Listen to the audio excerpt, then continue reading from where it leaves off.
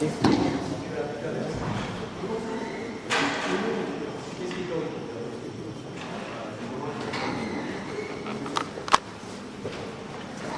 les nuits, c'est j'aime pas.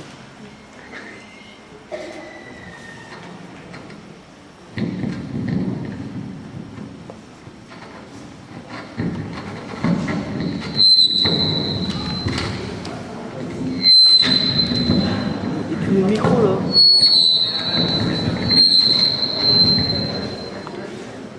Allô. Un, deux.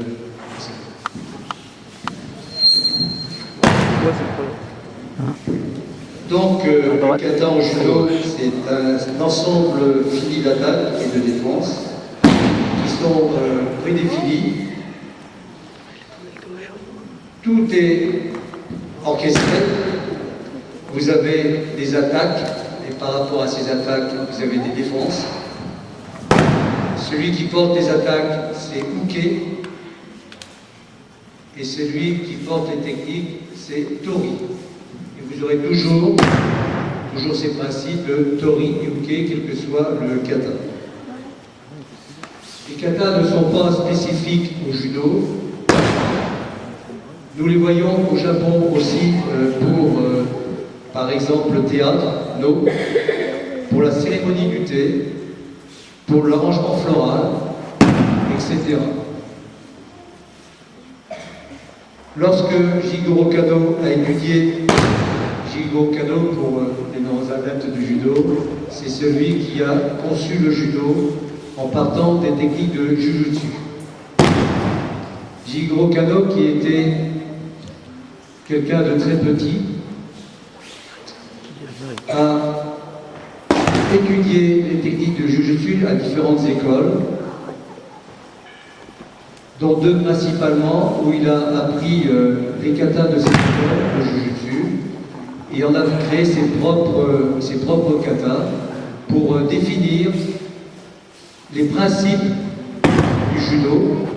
Bien sûr, ce n'est que quelques techniques par rapport à tout le Gokyo, toutes les techniques qui sont apprises par les judokas. Donc, M. Kano a étudié l'école de Tenjishin Ryo et l'école de Kito, et de ses études, il en a tiré ses propres katas.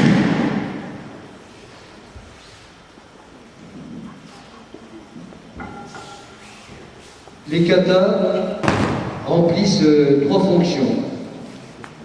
La première fonction est d'habituer le corps et de le former au déplacement et aux gestes propres à l'école, par la répétition, la contrainte des postures qui vont agir comme un moule, qui façonne le corps jusqu'à ce que l'élève trouve sa liberté au-delà de cette contrainte.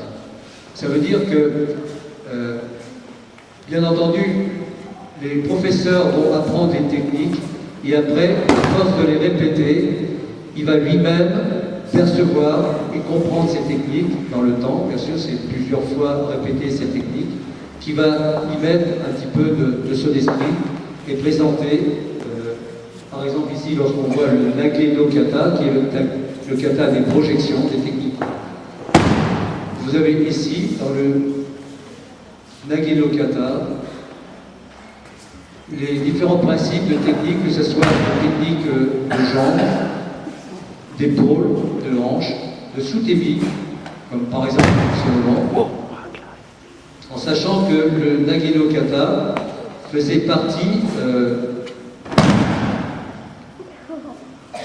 d'un kata global qui était judo debout et judo au sol, qui est le Randori Kata. Vous verrez d'autres katas tout à l'heure.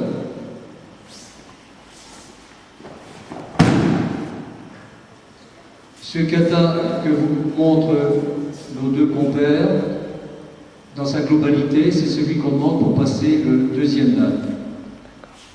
Pour le premier dan, on demande 3 séries. Le Nage no Kata est composé de 5 séries. Nous attaquons actuellement la 5e série du Nage no Kata en ce moment.